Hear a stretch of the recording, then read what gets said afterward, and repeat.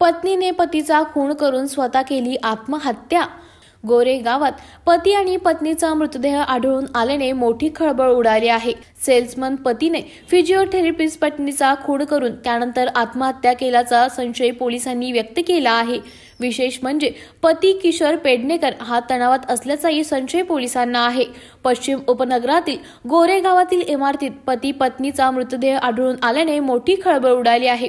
किशोर पेडणेकर आणि राजश्री पेडणेकर असं मृतदेह आढळून आल्याचं पती पत्नीचं नाव आहे। या घटनेतील पतीचा मृतदेह अपार्टमेंटमध्ये तर पत्नीचा मृतदेह इमारतीच्या आवारात आढळून आला आहे।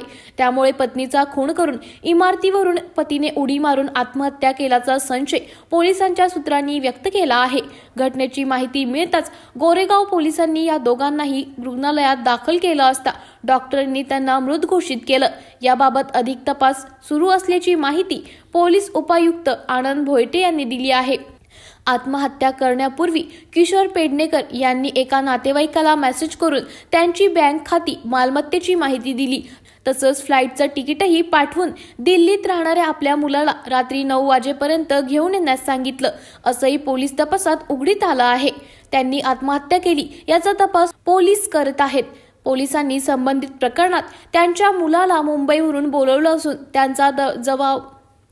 त्याचा जबाब नोंदवण्यात येणार आहे। प्राथमिक तपासात प्रथम महिलेचा खून झाला असावा आणि त्यानंतर पतीनं आत्महत्या केल्याचा अंदाज व्यक्त करण्यात येत आहे। पोलिसांनी सांगितले की तपासादरम्यान असं आढळून आलं की किशोर पेडणेकर हे डिप्रेशन आणि इतर काही आजारांनी त्रस्त होते आणि डॉक्टर राजश्री पेडणेकर या मलाड इथल्या एका आरोग्य संस्थेत प्रॅक्टिस करत होत्या। त्यांचा मुलगा दिल्लीत राहतो। एवढं मोठं पाऊल उचलण्याआधी किशोर पेडणेकर यांनी एक मेसेज पाठवला आहे, ज्यामध्ये त्यांनी मालमत्तेचा तपशील आणि नॉमिनीचं नाव पाठवलं। एक हत्या आणि एक सुसाईडची घटना घडली। काय सगळं प्रकरण?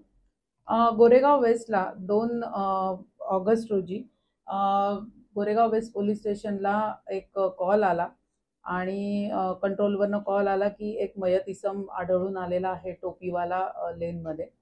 तर आपले गोरेगाव पोलीस तिथे पोहोचली असता, घटनास्थळी पोहोचली असता एक सारस्वत बँकेच्या ATM शेजारी एक मयत इसम आढळलेला होता। तर त्याला घेऊन पोलीस स्टेशनची गाडी हॉस्पिटलमध्ये गेली, ट्रॉमा हॉस्पिटलमध्ये गेली, जिथे त्याला दाखलपूर्व मयत घोषित करण्यात आलं। नंतर त्यांच्या नातेवाईकांचा शोध घेण्यासाठी सोसायटीच्या मेंबर्सशी संपर्क साधण्यात आला। त्यांच्या पत्नीलाही फोन करण्यात आले, मात्र त्यांची पत्नी ही फोन उचलत नव्हती। त्याच्यामुळे त्यांच्या मयताच्या गळ्यामध्ये एक लॉकेट सारखे त्याच्या 2 कीज लावल्या होत्या त्यांनी। तर त्या कीजच्या सहाय्याने पोलिसांनी आणि मयताच्या नातेवाईकांनी दार उघडण्याचा प्रयत्न केला। तर त्यांनी दार उघडल्यानंतर आतमध्ये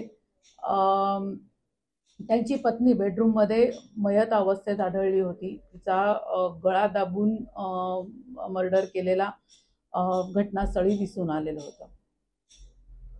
मॅम, याच्या मागचं काही कारण होतं जे मयत झाली होती महिला जिचा मृतदेह आतमध्ये सापडला, याचं मागचं कारण काय आणि जे स्वतःही आत्महत्या करून घेतलं त्याचं मागचं कारण काय? मयतात ज्या वेळेला आपल्याला ह्या दोन्ही बॉडीज सापडल्या त्यानंतर आपण जी इन्व्हेस्टिगेशन केली त्या इन्व्हेस्टिगेशनमध्ये असं आढळलं की जे मयत श्री किशोर पेडणेकर होते त्यांनी त्यांच्या पत्नीचा गळा दाबून चादरीच्या साहाय्याने गळा आवळून खून केलेला होता। प्राथमिक तपासामध्ये असं निष्पन्न होत आहे की त्यांना गेली 2-2.5 वर्ष डिप्रेशनचा आजार होता, तसेच त्यांना खूप हेवी डायबिटीसही होता।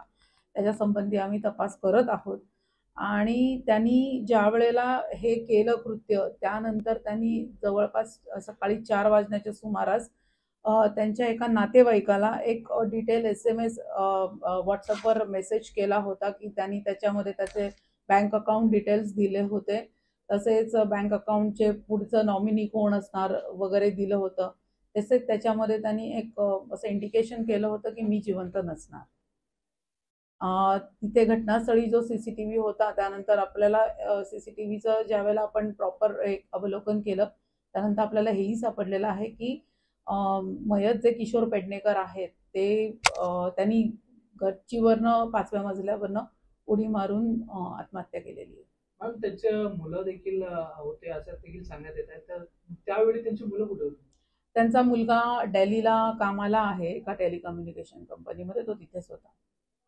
त्यांच्या मुलांना संपर्क वगैरे करण्यात आलाय किंवा त्यांच्या नातेवाईकांना जे सांगितलेलं आहे, जे मृत व्यक्ती आहे, काय नेमकं सांगितलं त्यांनी पूर्णपणे? आणि जे तिकीट्स बुक करून दिलेलं होतं त्याचं मागचं कारण काय? तपासामध्ये थोडंफार असंही आढळलं होतं की त्यांनी मरण्यापूर्वी त्याच्या नातेवाईकाचं आणि त्याच्या मुलाचं एक तिकीट बुक केलेलं होतं.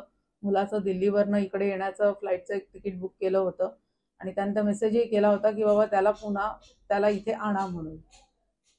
तर त्यामुळे मुलाचा अजूनही आम्हाला काही समजू शकलेलं नाही. त्याच्यामध्ये अजूनही तपास चालू आहे. ह्या प्रकरणामध्ये आपण 2 ADR दाखल केलेले आहेत आणि त्यातून जे काही निष्पन्न होईल त्याप्रमाणे पुढची कायदेशीर कारवाई करण्यात येईल.